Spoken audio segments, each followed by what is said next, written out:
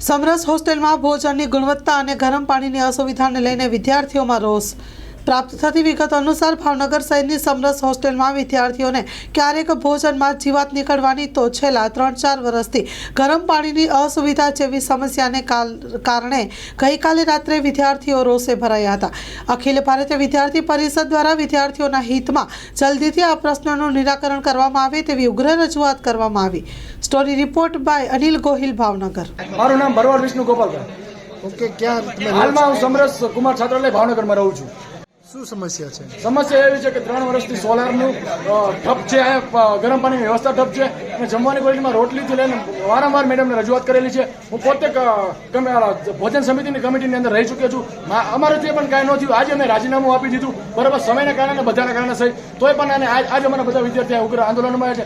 હાલાકી collector sir અહીંયા આવીને જમવાની વ્યવસ્થાનું અને ગરમ પાણીની વ્યવસ્થાનું નહીં કરી શકે, કારણ કે અહીંયા વિદ્યાર્થી ઉભા થવા માંગતા નથી। આગામી દિવસમાં શું કાર્યક્રમ રહેશે? જો અહીંયા કલેક્ટર સરને અહીંયા નહીં આવે તો અગાઉથી વિરોધ રેલી કાઢીને કલેક્ટર સરની ઓફિસે જઈને ધરણા દેવામાં આવશે। અહીંયા સમરસની અંદર ટોટલ અત્યારે હાજરમાં વિદ્યાર્થી 700ની સંખ્યા જેવો કહેવામાં આવે છે, નતર આંદોલનની અંદર 200 થી 300 વિદ્યાર્થી બેઠેલા હશે। જયદીપસિંહ ગોહિલ, ભાવનગર નગર મંત્રીની જવાબદારી। આજરોજ સમરસ ખાતે આંદોલન કરવા આવ્યા છે, જેનો વિષય છે કે અહીંયા છેલ્લા 3 વર્ષથી ગરમ પાણીની સુવિધા મળતી નથી, જે પ્રાથમિક સુવિધા છે, તથા ભોજનની ગુણવત્તામાં સતત રજૂઆત કર્યા બાદ પણ ભોજનની ગુણવત્તામાં સુધારો કરવામાં આવતો નથી। આજ 3જી થી 4જી વાર રજૂઆત કરવા આવ્યા છીએ, બરાબર। છેલ્લા 3 વર્ષથી નાવાના ગરમ પાણીની સુવિધા આપવામાં આવતી નથી। પછી ભોજનમાંથી વારંવાર જીવજંતુ નીકળવાની સમસ્યા છે, જેનો ઘણીવાર રજૂઆત કર્યા હોવા છતાં પણ એનો નિકાલ કરવામાં આવતો નથી।